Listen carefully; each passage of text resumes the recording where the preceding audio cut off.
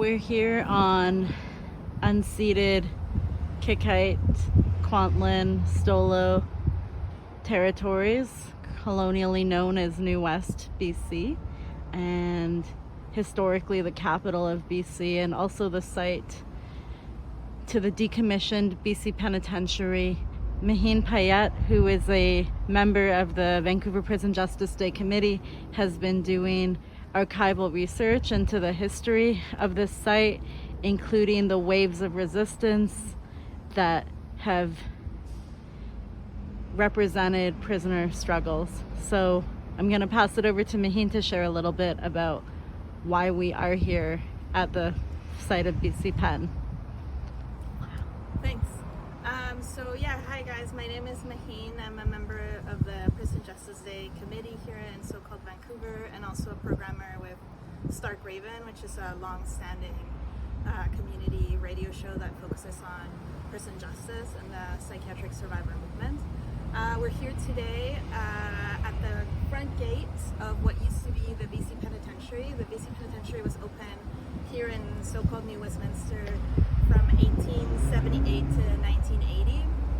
It was the first prison to be built, federal prison to be built west of Manitoba, and for a long time it was the only federal prison this far out, far away from Manitoba.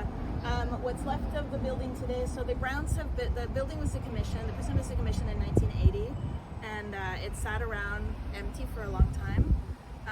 And in the last 5 to 10 years, it's been redeveloped. The whole area has been redeveloped into like condominiums and really expensive houses.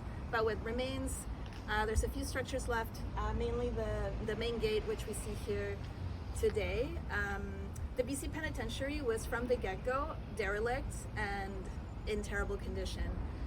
The first building to be built was the main gate, and then there were like a couple of like wooden shacks. And then from then on, the prisoners themselves were made to build the rest of the buildings, but from the get-go the conditions were terrible. It was always overcrowded. It was never like an appropriate kind of place for humans to be living in. The first riot to happen here was in 1934. The demand from the prisoners who took a hostage, one of the guards hostage, was for to reduce the overcrowding and also to be paid for the labor that they were doing. And they were successful, and that their riots, their action in 1934 led to the federal government instituting pay, at the time 5 cents a day, for prisoners who were working here. It's been known for having like a lot of like radical action here in the West Coast. There's been riots since 1934, 1963, 73, 75 of course is like a very well-known case where there was a hostage-taking situation, and a social worker, Mary Steinhauser, was killed during that interaction by the prison guards when they like swarmed in to take over the situation. There was an inquiry as a result of that, which led to recommendations that, surprising nobody, were never implemented. 1976 was probably the biggest riot, and that's kind of what brought me to learn a little bit more about the BC Penitentiary. So from February to September, every other month there was pretty much a hostage taking, and then in September 27 of 1976 there was a big fucking riot. They took hostages, and the prisoners destroyed almost all the cell blocks in the building. In many cases with their own hands, they just like broke through the walls. The complaints were that the guards were being very abusive. There were some new regulations that have been instituted about like more humane treatment, which the guards weren't like implementing, and the overcrowding, access to proper medical care, and no support for people in segregation. So at the time, the inmate committee had been formed, and one of their main demands is that they demanded to have access to the people who were in segregation, because while they were in there, they were completely incommunicado from like any other prisoners. So those were like the main demands. The timing of the riot was also like significant, because at the time, the prison guards, who at the time were represented by PSEC, the Public Service Alliance of Canada, Association of Canada, I don't know, doesn't matter. They were negotiating their contract, their collective agreement, And one of the things they were doing as part of their like so-called job action was to refusing to work overtime and do certain pieces of their work, which obviously the consequences were mainly negative for the prisoners, who were then kept in their cells longer, were denied access to medical care, etc. So the prisoners took matters into their own hands.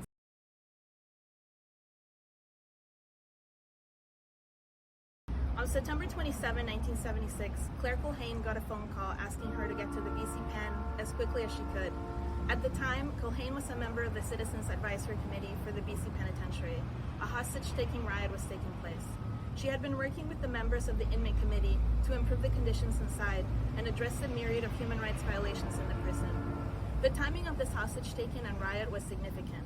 The prison guards, at the time members of the Public Service Alliance of Canada, were in the middle of contract negotiations and using prisoners as pawns in their labor struggle. The guards were refusing to work overtime and perform certain duties as part of their negotiations. The people most impacted by this job action were, of course, the prisoners, who have no rights inside prison. The prisoners were very well aware of what the guards were up to, and they had enough. On that September night, when Claire Culhane was finally able to go and meet with the committee, and this is a quote from her book, "We headed up the landscape hill towards the commissary, where the other members of the CAC were meeting with the IC, clanging noises and shouting round out from the east block. 10 bed sheets were strung along 10 smashed windows reading SOLIDARITY, Solidarity. Extensive media coverage during the week following from the 1976 riots would not feature photographs of the 10 sheets or even mention the significant slogan. Solidarity, such a mainstay of labor and union organizing language, a powerful word used by unions and labor organizations when their rights are on the table. A demand that we stand and support those workers when they fight. And yet, in 1976, PSAC, representing prison guards at BC Pen, had no solidarity for those humans they kept in cages. And those humans, those prisoners, demanded and continue to demand solidarity from us. It's important to note that this hostage-taking and riot was part of a bigger and longer fight that had been taking place across so-called Canada, as federal penitentiaries became catastrophically decrepit and overcrowded. During the 1976 riot, BC Pen's East Wing, which is where the sheets were hanging from, was completely destroyed from the inside.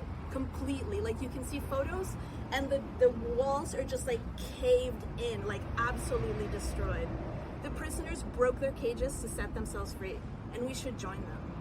We must reject any labor government that practices in the caging of humans. Today, provincial prison guards in BC are members of the BCGU Component 1, federal prison guards are members of the Union of Canadian Correctional Officers, and immigration detention guards are still members of the Public Service Alliance of Canada. So on August 10th and every day we need to remember these prisoners, we need to be in solidarity with them. Today, this building is used for venues like weddings, other events that you might have, your birthday party, etc. There's a tattoo shop, there's a bridal store in there, and we were discussing this as we were walking around, like this kind of like history and this kind of like heaviness, like you cannot just like greenwash or like pinkwash with like gentrification. Like what we need to do is we need to like tear these places down, and there needs to be some like serious like spiritual healing before the land can be like used for anything again.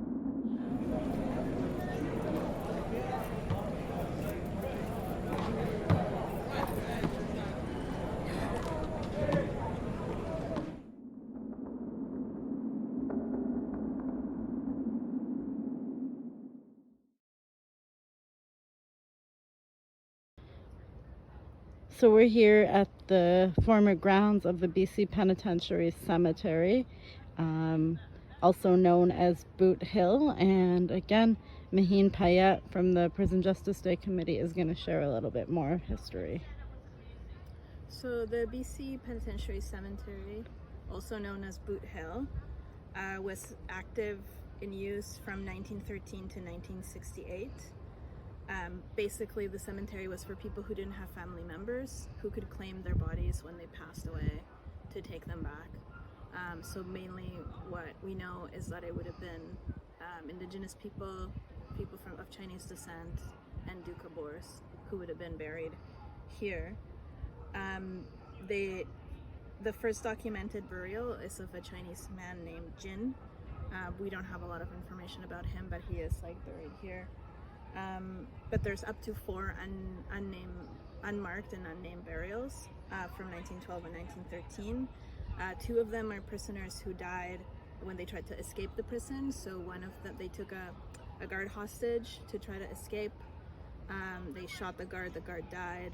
One of the prisoners got killed in that moment, and the other one was later hung. He was the only execution to ever take place at the BC Penitentiary. And they were both theoretically buried here, but unmarked, because that's how little respect the institution had for those 2 brave men who tried to escape. The most common cause of death that we know of would have been suicide and tuberculosis. There's up to 62 people buried here. The coffins, the graves, the headstones were all also made by fellow prisoners, and as you can see also here, the headstones are basically just like pieces of stone with a number engraved on them. These poor people didn't even have they didn't even give them the grace to put their name and their dates on their headstones. What we also know is there's at least one prisoner, Suxias, who has been, in 2004, a family member who's also a historian, worked to repatriate his body to his home territory. There are many people who are buried here who don't have a marking, so there's a lot of unmarked graves as well. Up until, I believe it was maybe 2018, this area had been completely overrun with weeds. Nobody had taken any care to preserve this important piece of land.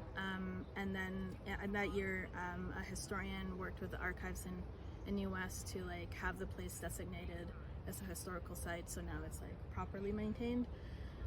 It is not easy to find, and a lot of people don't know that it's here. And behind us are these 2 high-rises, towers where people are paying millions of dollars to live in, next to this atrocious piece of history.